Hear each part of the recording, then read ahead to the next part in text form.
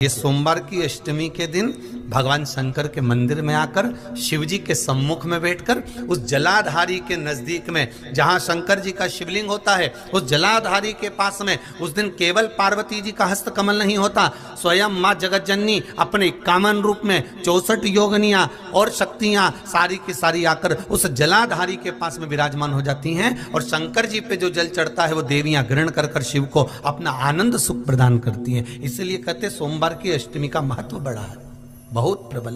बाबा की कृपा है, शिव की कृपा से, भगवान शंकर की कृपा से ही सब कुछ आनंद में हो।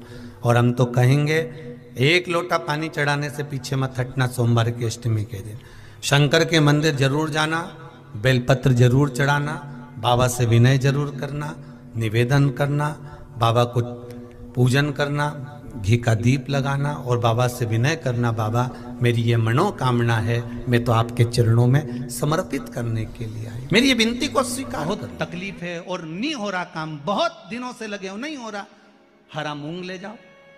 मूंग के दाने तो रहते हैं घर में, केवल 31 मूंग के दाने लेकर जाइए, 31 चावल के दाने लेकर जाइए और 31 ही बेलपत्र लेकर जाइए।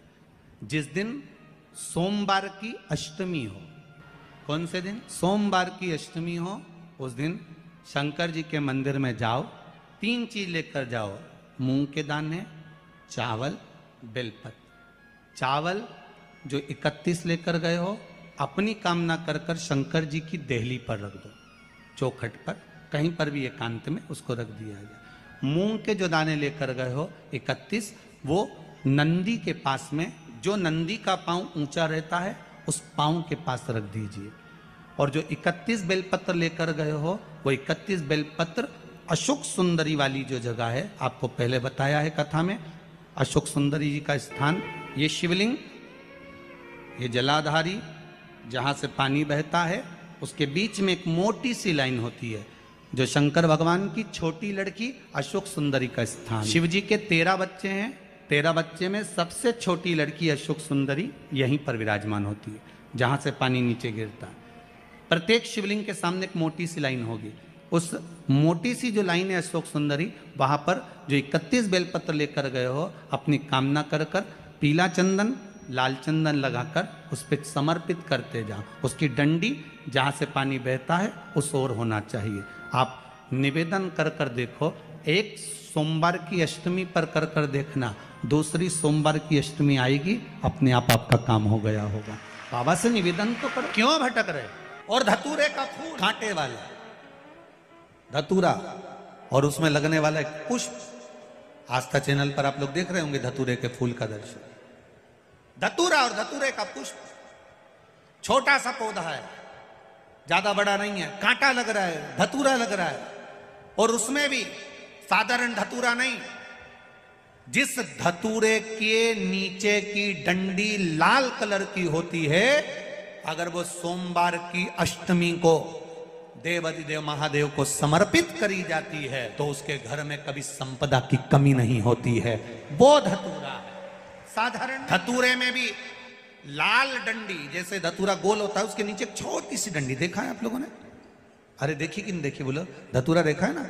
धतूरे के अंदर एक नीचे छोटी सी डंडी होती है, जब तोड़ोगे तो वो डंडी का कलर अगर लाल है, वो डंडी का कलर अगर लाल है, और कभी हम तो कहेंगे जैसे बड़ी बीमारी जिसको हो जाती है, लीवर, किडनी, कैंसर आदि आदि बड़ी बीमारियों से जो जूझ रहा होता है, प्रयास करो, प्रयास, महामृत्युंजय का जाप कर कर, महामृत्युंजय का स्मरण कर कर, एक लाल डंडी का धतूरा प्रयास करना, एक धतूरा मिल जाए या 5 धतूरे मिल जाए किसी भी एकांतेश्वर महादेव पर, जो शिव मंदिर एकांत में हो, जहां कोई जाता आता नहीं हो।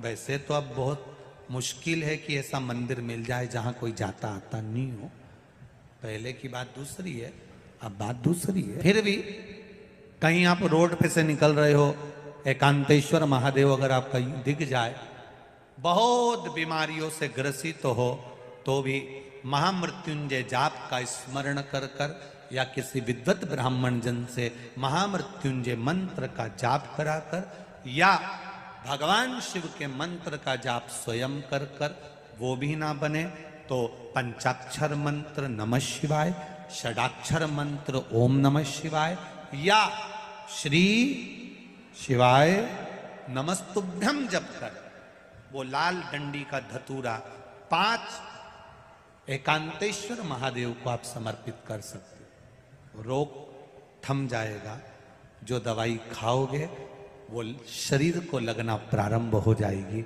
और आप स्वस्थ होना प्रारंभ हो जाएंगे।